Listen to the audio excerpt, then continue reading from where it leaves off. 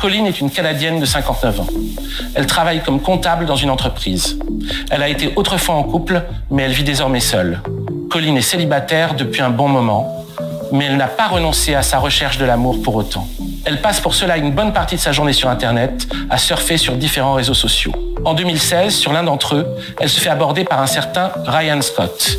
Quand elle commence à dialoguer avec lui, Ryan se dit simplement à la recherche d'amis. Mais progressivement, au fil des conversations, ils se découvrent de plus en plus de points communs. De plus, ils sont tous deux séparés et cette séparation les a beaucoup affectés. Ils ont désormais des doutes concernant leur possibilité de rencontrer l'âme sœur. Ryan, divorcé, partage avec Colleen des photos de sa fille de 17 ans. Il lui évoque également ses soucis au quotidien, alors qu'il travaille comme ingénieur sur une plateforme pétrolière en Tasmanie. Très vite, le premier message que Colleen reçoit au réveil vient de Ryan. Et Ryan est la dernière personne à laquelle elle écrit le soir avant d'aller se coucher. Ryan, enfin, envoie des poèmes à Colleen.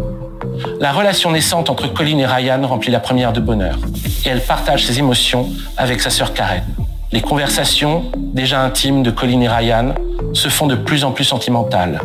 Ils ne se sont jamais rencontrés, mais Ryan finit par dire à Colleen qu'elle est peut-être cette femme que, toute sa vie, il a attendue. Soudain, racontera Karen, Ryan était l'amour de sa vie. Ce n'était plus qu'une question de jours ou de semaines avant qu'il ne se marie. Il voyagerait à travers le monde. Il prendrait soin d'elle. Plusieurs mois passent. Un matin, Ryan est un peu différent. Gêné, il demande à Colleen si elle serait prête à lui rendre un service. De quoi s'agit-il? D'une aide financière. Bien entendu, Colleen accepte. Combien d'argent a-t-il besoin? 1800 $. Ryan a besoin de cette somme pour récupérer un camion qui est resté bloqué à la douane en Turquie. Pourquoi a-t-il besoin de cette somme? Parce que son compte en banque est temporairement bloqué, mais il attend une importante rentrée d'argent suite à un travail qu'il a fait au Koweït. Colleen doit envoyer les 1800 $ à une compagnie nommée TSS Diplomate. Elle accepte. Et puis Ryan se confond en excuses. Il lui assure qu'il la remboursera vite. Malheureusement, le transfert de Colleen ne se fait pas aussi facilement que prévu. Un autre personnage entre en scène. C'est un agent diplomatique qui écrit à Colleen pour lui dire que le déblocage du camion constitue une infraction grave à la loi, passible de prison. Il la menace même de la dénoncer aux autorités de son pays si elle ne lui envoie pas des sommes extrêmement importantes. À partir de là, ça va aller crescendo. En moins d'un an, Colleen a vendu sa maison et toutes ses possessions et elle a également emprunté beaucoup d'argent à ses proches. Les sommes dépensées par Colleen pour ce qui avait innocemment débuté comme une romance délicate avec un homme merveilleux sont de 960 000 $. Elle est ruinée, endettée et elle vit dans la terreur.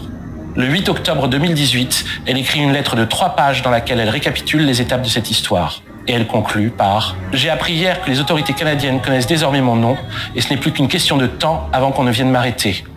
Je suis trop vieille pour supporter l'idée de finir ma vie en prison. Si vous lisez ceci, c'est que je suis morte. » Le lendemain matin, Colleen se gare dans un parking discret de la ville de Delta. Sa lettre d'adieu à ses côtés, elle met fin à ses jours. Bien entendu, Ryan Scott n'a jamais existé. Les photos envoyées à Colleen par le pseudo Ryan sont celles d'un certain Tommy Keane, un Canadien dont la photo a été volée et utilisée dans des arnaques sentimentales sur près de 70 victimes différentes.